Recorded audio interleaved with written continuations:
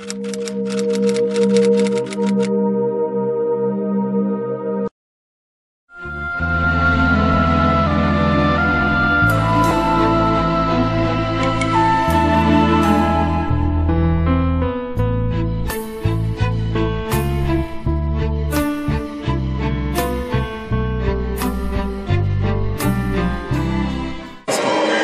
te ha parecido a ti ese libro? Pues mira, yo lo leí, a mí me gustó mucho, me divirtió mucho, me parece un libro de un entorno que a mí como mujer me es muy importante porque no lo conozco, porque me es muy novedoso, todo este entorno de los negocios y de cómo se mueven las finanzas a través del mundo y en diferentes países, y a mí personalmente pues me agradó muchísimo la lectura.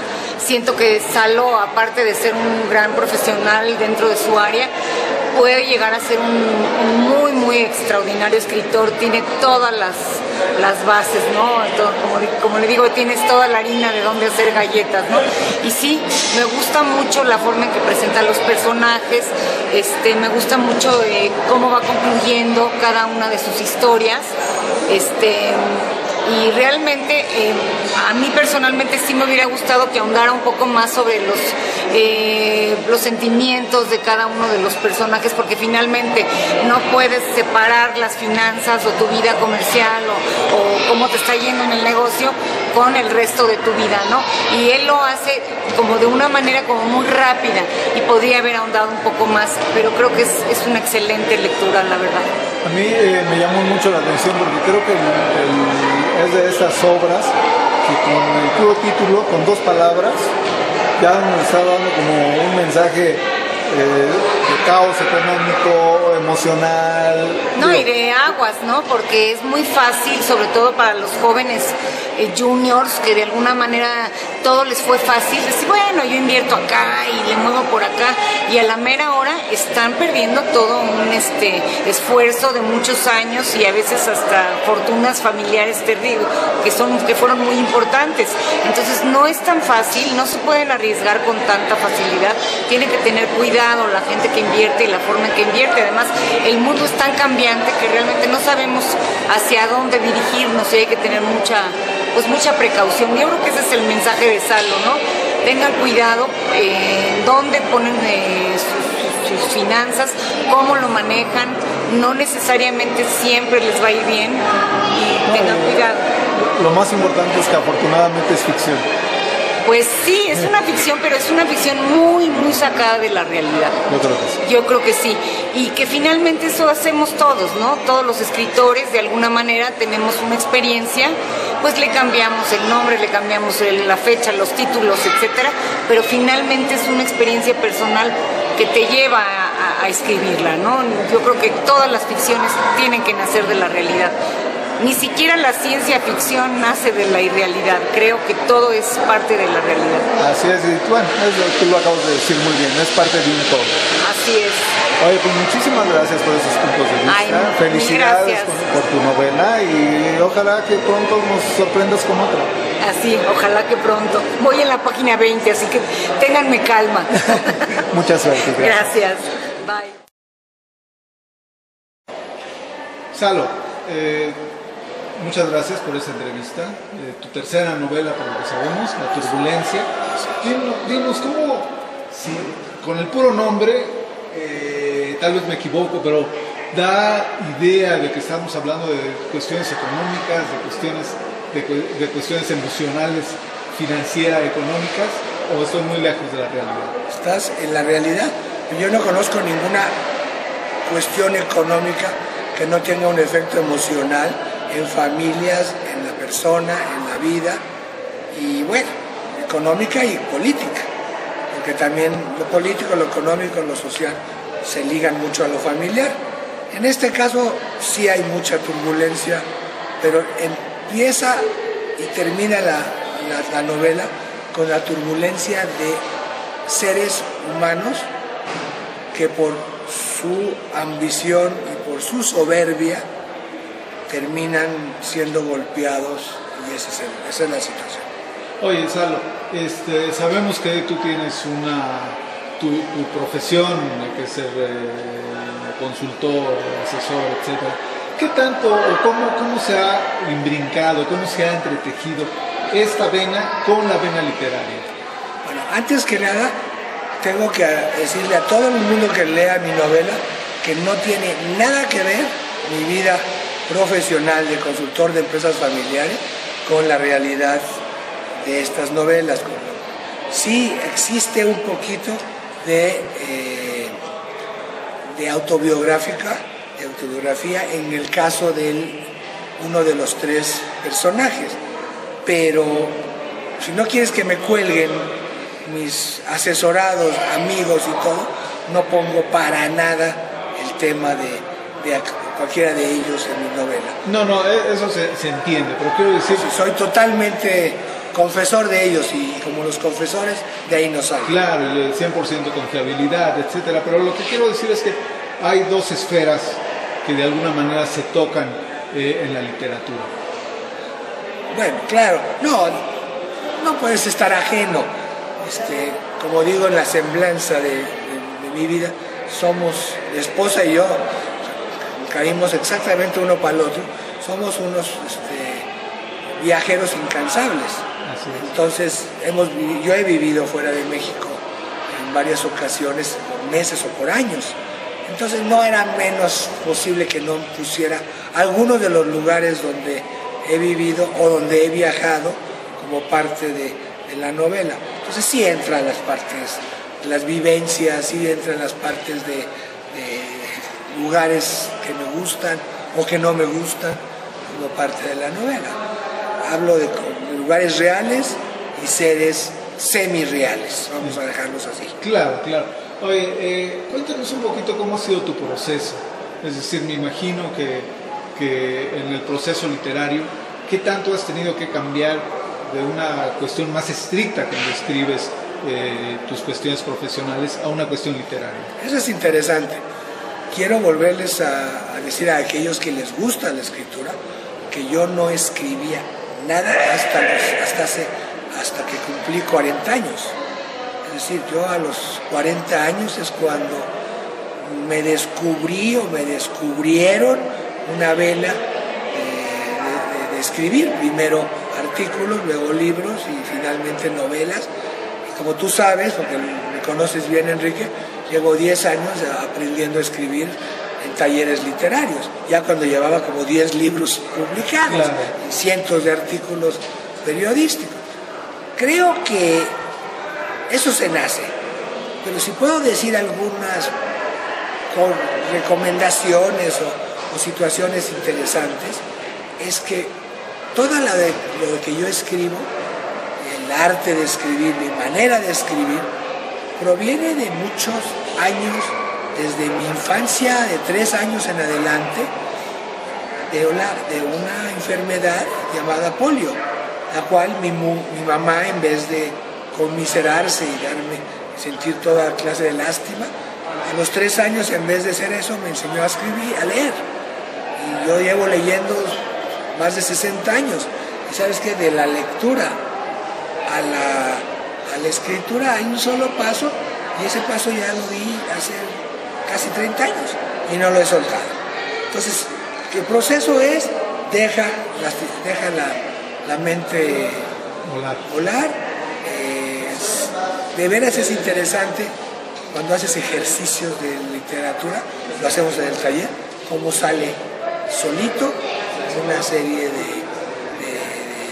de asuntos, y de vez en cuando una obra que sí tiene más valor. Claro. Salo, ¿qué viene para ti? ¿Cuáles son tus proyectos? Ya tengo lista la siguiente novela, para que no digan que no. Pero estoy en el proceso de dejarla reposar, porque como todo, primero la haces, yo las hago de un tiro. Soy muy estructurado, por ser un ingeniero de profesión, estoy muy estructurado acerca de lo que yo hago. Entonces, si digo voy a hacer una novela, me pongo a analizar lo que voy a hacer, pongo las bases de la novela, hago una especie de plan de viaje y después me dedico a hacerlo y sin parar hasta que la acabe. Mi esposa está entre enojada y admirada porque la novela esta la saqué en 2 semanas. ¿Cómo? La novela La Turbulencia salió en 2 semanas. ¿De escritura? De escritura.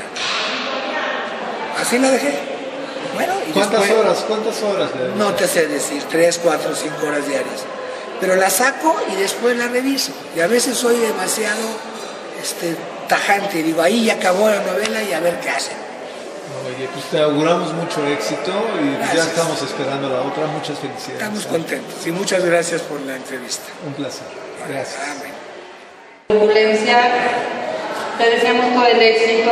Sabemos que eres una persona emprendedora, que siempre estás compartiendo con todos nosotros y pues te damos la bienvenida. Gracias.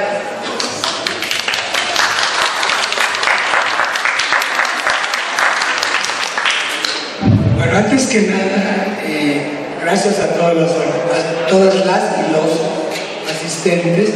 Lo vamos a hacer cortito, muy fácil. Dar a mi maestra, mi amiga y alguien que ustedes, si les interesa, deben de venir a oír y a trabajar con ella, que es la profesora Eurídice Román de Dios. Para Eurídice. El periódico que tiene una semblanza muy interesante de Salo. Les recomiendo que la lean, a donde expone pues quién es él y algunos aspectos generales de su trabajo literario, que es que hoy nos compete. Y bueno, yo ¿qué les comento? Creo que nuestro propósito es que todo lo que escribimos podamos compartirlo con los demás, y el hecho de publicar tiene esa finalidad, tiene esa función. Y bueno, escribí algunas líneas para Salo y que voy a tratar de leer. Salo deja al lector las conclusiones. En su novela expone 3 líneas narrativas en las cuales 3 prototipos de personajes avanzan en sus respectivas vidas en medio de muchas vicisitudes, barreras, fuertes conflictos y, como en toda vida, momentos donde parece que todo se resuelve. Con ello, abre de nueva cuenta los pasos hacia otras cimas que encontrarán su descenso en los arduos anales de la vitalidad de sus personajes. A través de 130 páginas, Salo Gradinsky nos brinda un recorrido por varios lugares de este planeta azul. Pasará por Nueva York, Chicago, visitará Puerto Vallarta, se asomará a la Ribera Maya, irá con uno de sus personajes a las islas de Java, a Venecia, conoceremos Hungría, pero también nos mostrará virtudes y defectos de los sistemas socialistas y capitalistas. Dará cuenta de momentos y hechos históricos, y todo ello con una dosis de ironía que hace muy agradable y sencilla esta lectura. No podría ser de otra manera, pues conociendo a Salo, sabemos que es un viajero incansable, un conocedor de la condición humana, especialmente de sus debilidades, un absoluto sibarita que sabe, es decir, saborea, porque la palabra sabor y saber se conectan, del buen vivir. Su multifacética personalidad también le posibilita contar con la suficiente generosidad y humildad como para desarrollar apoyos empresariales a quienes considera potenciales microempresarios o microempresarias. De tal manera que con Salo iremos por lugares paradisíacos, ciudades cosmopolitas, incluso visitaremos playas nudistas. Bien sabe que el poder, en cualquier modalidad socioeconómica y cultural, puede detener abiertos y oscuros intereses que cambian rumbos existenciales, donde valores, ideologías, principios éticos se quiebran y dan lugar a situaciones poco deseables. Una participante en esta mesa me pidió disculpas, no iba a poder venir. Ella participó en la presentación de mayo y es Silvia Cherem, de todos conocida. Se le olvidó mandarme su ponencia porque fue espectacular, igual que la de Eurídice, pero creo que les voy a platicar un poco lo que ella dijo, lo que me acuerdo, para que a través de mí oiga lo que dijo Eurídice. Y le va a poner 3 o 4 puntos, porque no sé si conozcan bien a Silvia, pero Silvia Cherem de Chabot, cuando se agarra a una persona y le empieza a hacer 5 o 10 preguntas, o 15 preguntas, al día siguiente tiene un artículo completo y es espectacular la manera como ella te penetra totalmente a todas tus dudas, a todas tus situaciones y profundiza mucho. Así me hizo. La historia es así. 2 días antes de la presentación en el Bella Época, Salo, vente a la casa para que platiquemos un ratito. Le digo, no puedo, estoy trabajando. Ven, por favor. Total que fui.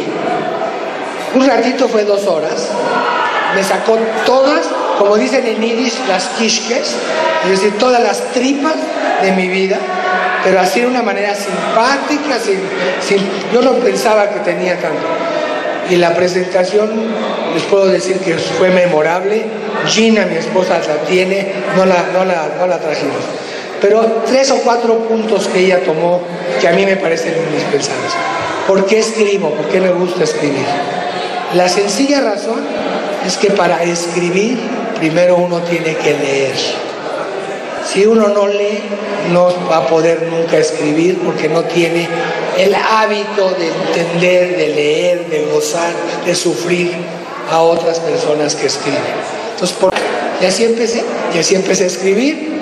La otra historia interesante es que al escribir, de repente, ahí sí le echamos la culpa a mi esposa. Me presentó a un amigo de ella, sociólogo, que resultó alguien muy importante en mi vida, porque trabajaba en el Excelsior y tenía que ver con la sección financiera. Y se me ocurrió decirle, te voy a mandar unas cosas que escribí y a mi ego no le va a pasar nada si me dices que no sirve. Se lo mandé. A las 2 semanas, porque soy terco, es otra buena razón para ser buen escritor, es ser terco, porque editar y publicar no es fácil, al contrario. Y de esa terquedad le hablé por teléfono y le dije, bueno, ¿y te gustó lo que escribí o no? Y me contestó, Salo, no lo he leído, me da mucha pena. Y yo creo que por la amistad de Gina, más que nada, agarró y dijo, déjame leerlo. Pues la leyenda, porque ya no es historia, es que hace 27 años o 26, 27 años, me habló a los 10, 20 minutos, media hora y dijo, ¿sabes qué, Salo? Ya eres columnista de Excelsior.